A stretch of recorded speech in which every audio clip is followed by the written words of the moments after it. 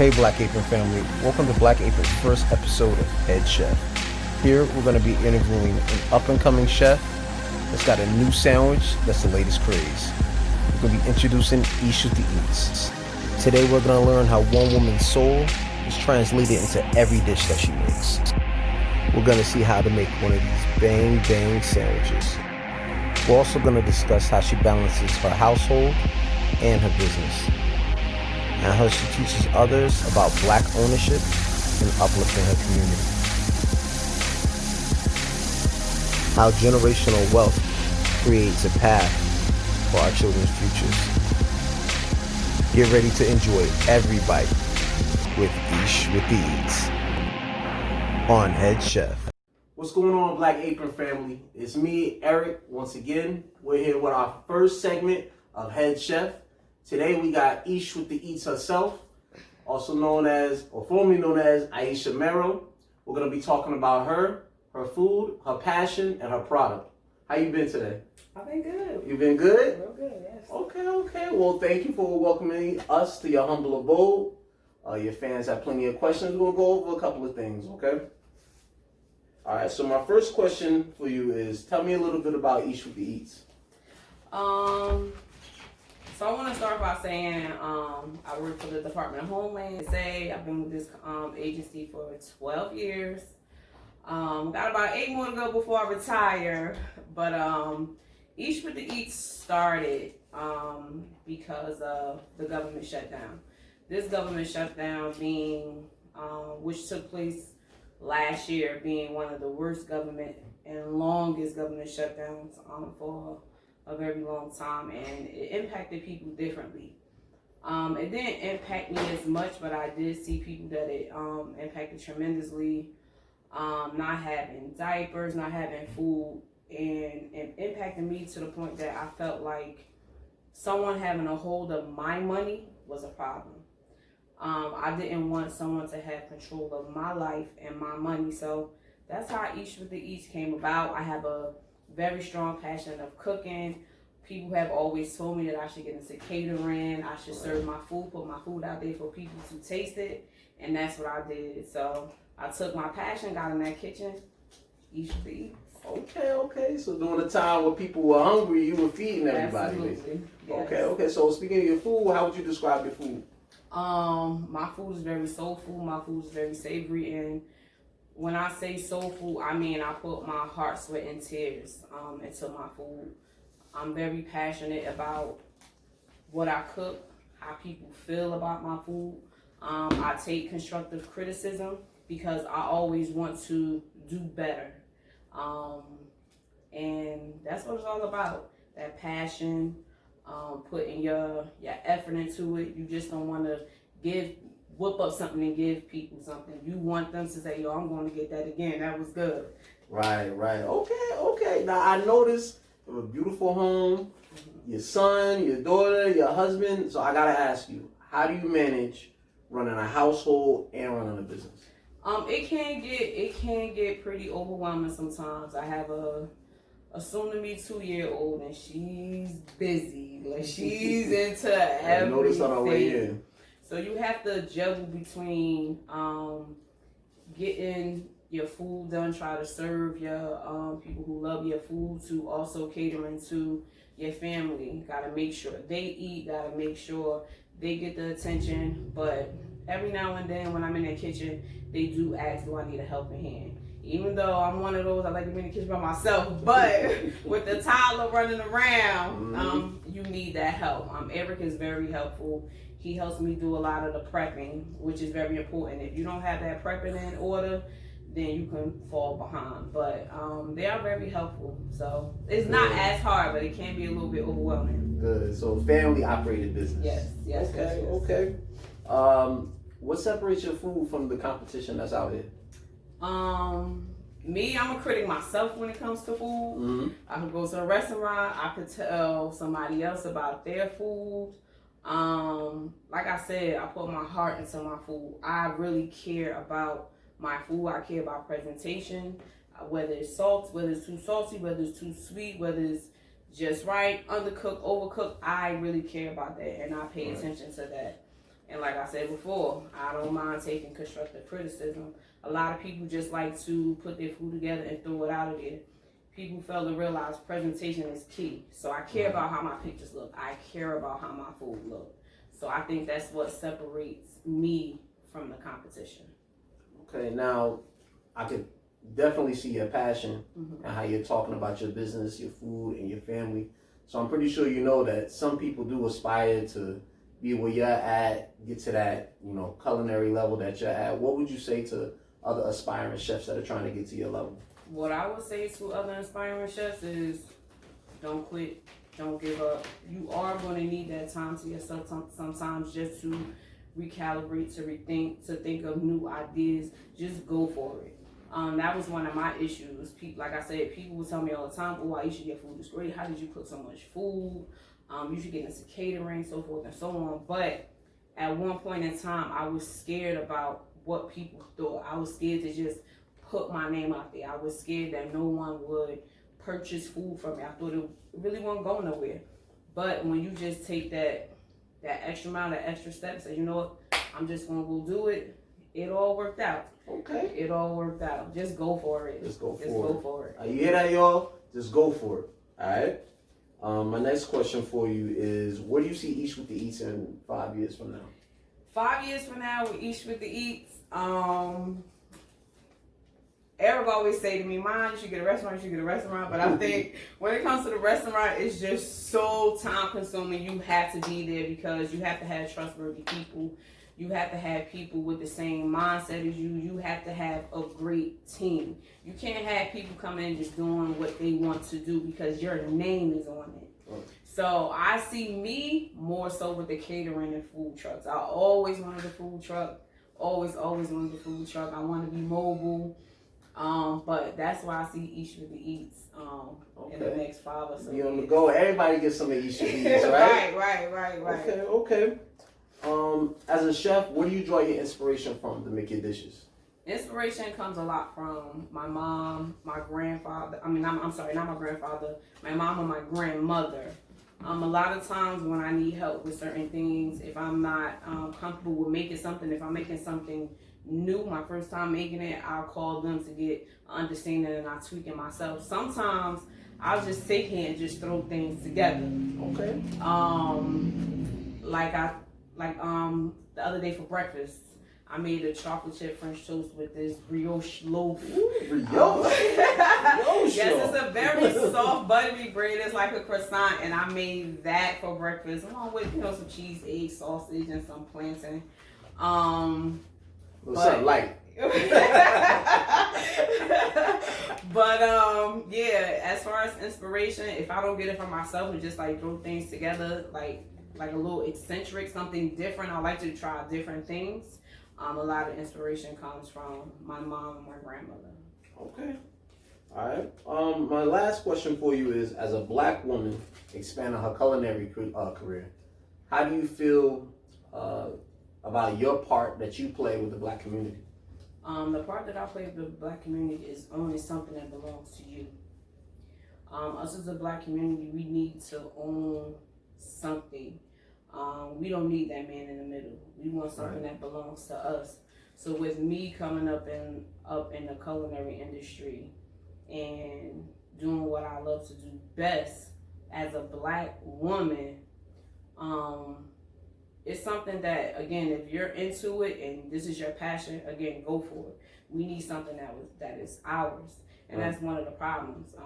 We always have that man in the middle to dictate what we're going to do, how we're going to spend the money. No, I want my own business. I want my own money. And I'm willing to help others to guide them and show them the way to do it. When my time comes, I want to say, this belongs to me. This is my family business. We built this.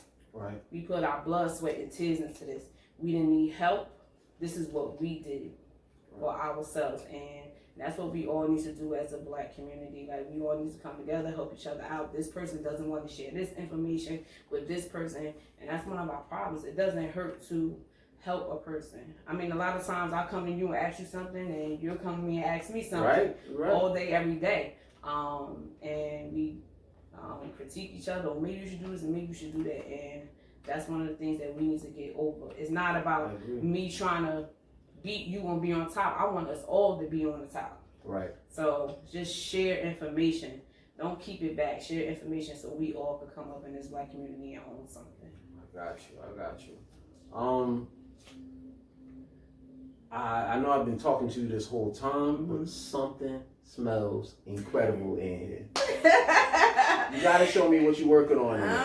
Okay, so one of the things I'm working on right now is a very popular dish of mine that everyone loves. It's a seafood dish. I throw a couple of little seafood pieces into some little nice garlic bread with a little special sauce that I make. What? So I gotta see this. We gotta go see this. Hey everyone, it's Eshwitdaeats here. I'm going to show you how to whip up the Bang Bang sandwich. It's a real popular sandwich that I make with a special sauce. Already pre-seasoned the salmon and the shrimp here. Little onion powder, garlic powder, black pepper, and any other season that you would like to use. Right now I'm going to put a little binding. This is some mustard. You can use any mustard, whether it's spicy, honey, regular mustard. Doesn't matter. It's just for binding to keep the flour on. You don't need much. Put a little on there. Put a little on here. I already washed my hands, okay? So you just take that, rub that mustard up in there. And again, this is not for flavor. It's just to keep that flour up on there when you are about to fry it. And that's what we're going to do with this. You're just going to open this up, throw that up in there.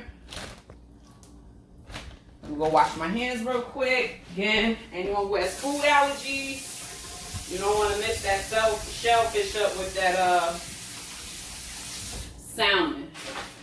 The oil is on. The oil should be almost ready. I'm gonna zip this up. Give it a little shake.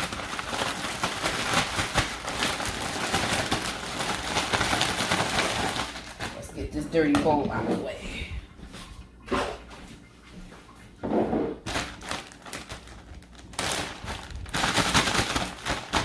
All right, she looks like this, nice and coated. But before you put it in that oil, you want to shake some of that excess off. Okay, y'all. So what y'all want to do is y'all want to make sure that oil is hot and ready. So we just want to take a little bit of this flour. Dump it up in there. You see that sizzle? That's how you know that oil is ready. It's sizzling. Everything is coming to the top. So we're going to take this salmon, or salmon, however y'all want to pronounce it, whatever. Throw that bad boy up in there. There you go. It's sizzling.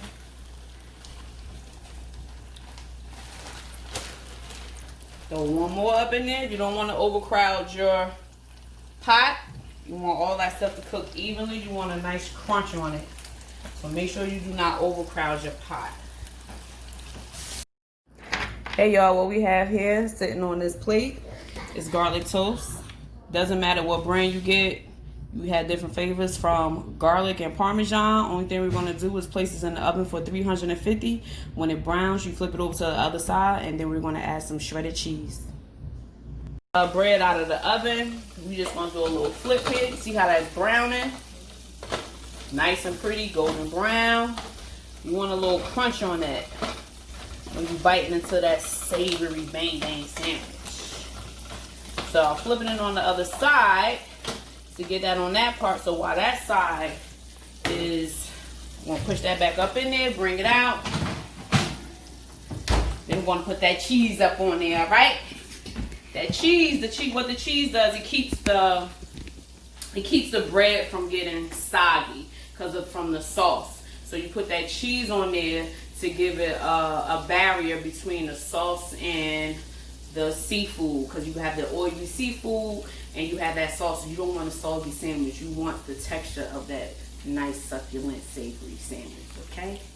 All right, we about to bring these bad boys out, sprinkle that cheese on there. Don't worry if it gets on the pan, whatever. Just clean it off. The cheese only needs about a minute or two to melt. And whatever your preference is, whether it's cheddar, mozzarella, 4-cheese mix, Mexican blend, cheddar jack, whatever your preference is with the cheese, you can use. Doesn't matter, nothing special. Put that bad boy back in there. About 1 to 2 minutes and it's ready. All right, time to take these little pieces of garlic bread out. See that little melted cheese? Pretty, right? Red, nice and golden brown. Just gonna put that in, set that to the side. Now we get ready to take this nice salmon out of the oil.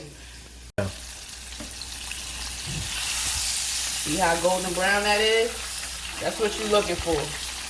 A nice golden brown. Put that up in there, let that oil drain. After this, you want to dump the shrimp up in that hot oil. Alright, grab the shrimp. Then you want to shake that excess flour off of there. Dump these bad boys. Again, you don't want an overcrowd your pot. You want these things to cook evenly. And then when you overcrowd your pot, the oil gets cooler as well, so it drops the temperature of your oil. So make sure you don't overcrowd that pot. So these shrimp look about done. You only need about 5 minutes to cook. Look, there we go. Crunchy, golden brown shrimp. Crunchy, golden brown. Nice and golden brown. Right? Now, it's time to assemble these bad boys. So let me just dump the remaining little ingredients I got left. I'm going to put my shrimp and salmon together. This for me, y'all. Okay? Again, if you're cooking something for somebody else, make sure you separate that shrimp and salmon because people do have food allergies. You don't want nobody suing you for getting sick and dying out here because the esophagus all so mixed the two. Alright, let's assemble these bad boys. Alright, we're going to put this bad boy together. The bread, nice and crispy, golden brown. Got that cheese melted up on there. Again, the cheese is to keep the bread from getting soggy from the oil and the special sauce. So we're going to take this nice, pretty golden brown salmon here. We're going to place that right there. Take that little excess off. Woo, it's hot now. Woo. Just bend that over a little bit. It's going to get a little messy, but it's okay. Okay? Give that a little push. You want to take that shrimp. Place those bad boys on there. 4 or 5, whatever do. Last but not least, the special part. Special part. That sauce, y'all. That sauce that everybody loves. Give that a little stir. There we go. Drizzle that little sucker up on there. This is a sweet and a little spicy with a little tang sauce. You don't gotta be stingy with it.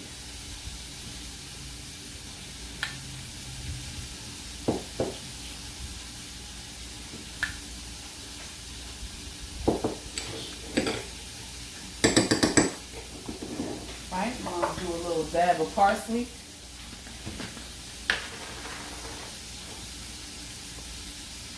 Make it look nice and pretty.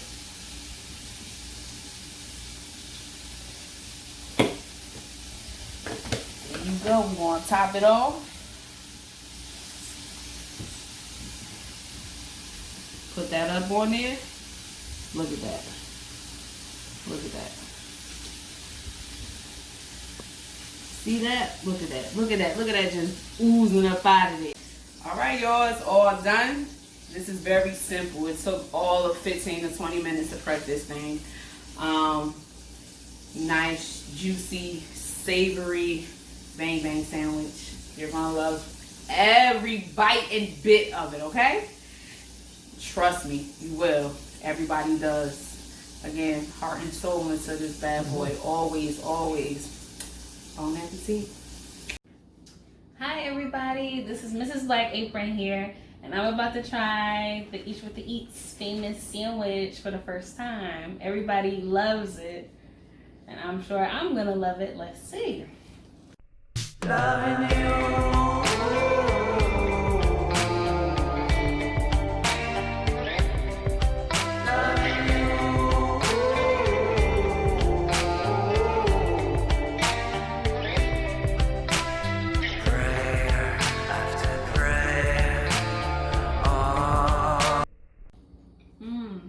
That's so good. And I'm not a fan of sauce, but this sauce is amazing. I don't know what is in it. It's sweet, it's savory, just like she said. It's amazing. Get you one. Take another bite. Take another bite. Y'all heard it, y'all. Y'all heard it.